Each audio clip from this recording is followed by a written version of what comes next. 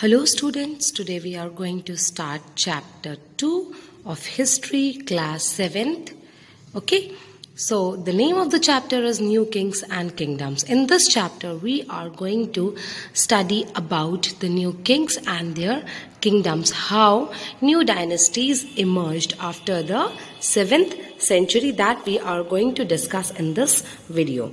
So when we start this chapter, here you can see map of our India, our subcontinent. Here you can see three bordered areas. The first one is here, next here, and third one here. So here you can see names are also written of the rulers, Chamanas. Here you can see Palas, and here you can see Rashtrakutas. So now you may wonder that who were they? So Chamanas were later known as the Chauhans, right? And Palas, and here Rashtrakutas.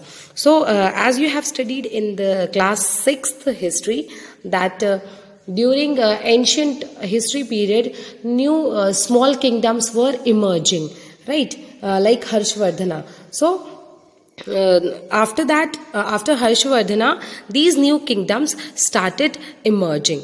Okay, so these were the areas that were the ruling areas of these rulers, like Chamanas here Chandelas are there, Gurjaras and Pratiharas are there, here Palas, and here Rashtrakutas.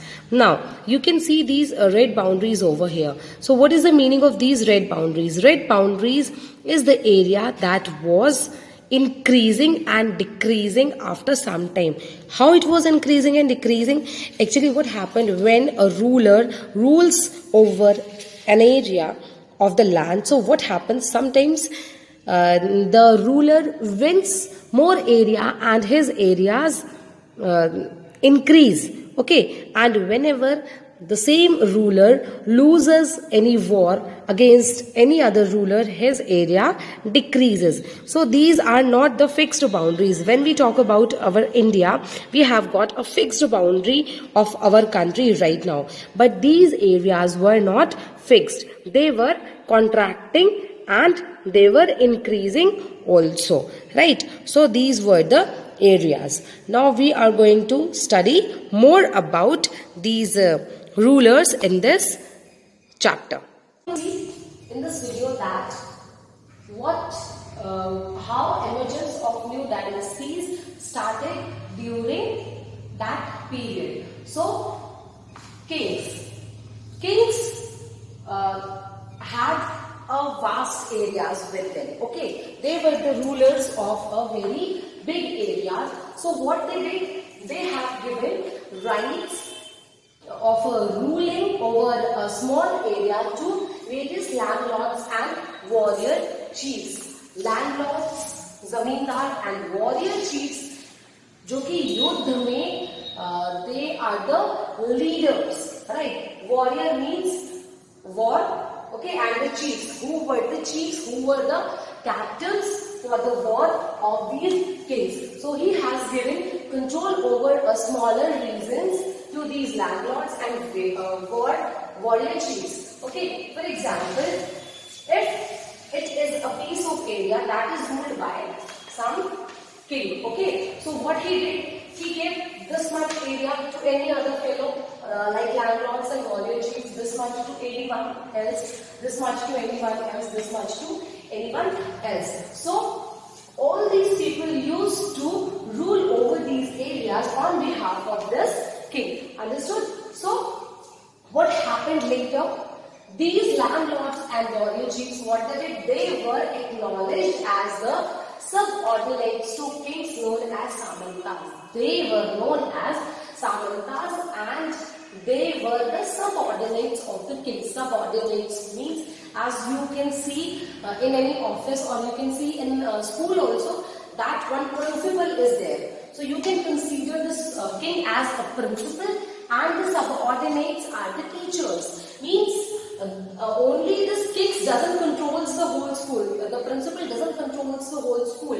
All the other teachers, okay, they are landlords and warrior chiefs. Okay, they control all the classes, different areas like this. this. Okay, so I hope you are clear now. So these landlords have given rights to their subordinates, and they were known as Samantas to rule over small areas of his kingdom. Now, next, what these Samantas used to do, that we are going to study. Samantas gave gifts to their kings or overlords. Okay, the kings or overlords means it is saying the subordinates, they used to give gifts to the kings. Why they used to give these kings? Because Samantas gave gifts to their kings or overlords. We can call them kings or overlords. Overlords means they were the lords above these landlords and warrior chiefs. So they used to give gifts to the king, to their owner. Why do they used to do it? Because these Samantas are the one who used to work on the behalf of the king. Means the land given to them was the part of that king's kingdom only. So the owner was king and they were the subordinates. For example, when we get something from somebody, we feel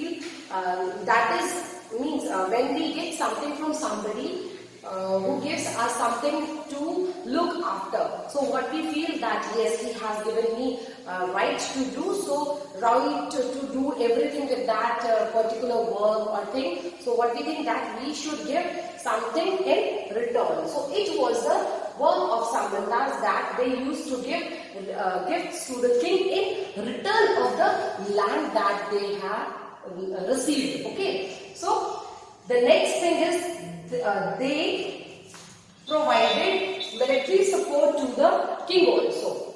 They used to give gifts, and whenever a war took place, they used to support the king. They used to give military support to the king so that he becomes powerful and he can work nicely, he can take part in a war nicely.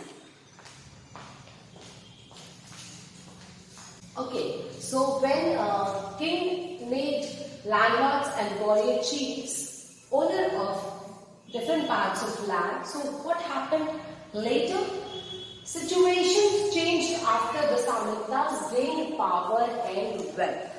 As these Samantas were ruling over small independent areas of land, they gained power and they gained wealth also because they were taking care of a particular reason, and after some time they started gaining power and wealth. And after that what happened? They declared themselves to be Mahasamanta or Mahamandaleshwara. Means they declared themselves as Mahasamanta or Mahamandaleshwara. Means they became more powerful and they considered themselves as a king. So what they did in future? Sometimes they asserted their independence from overlords.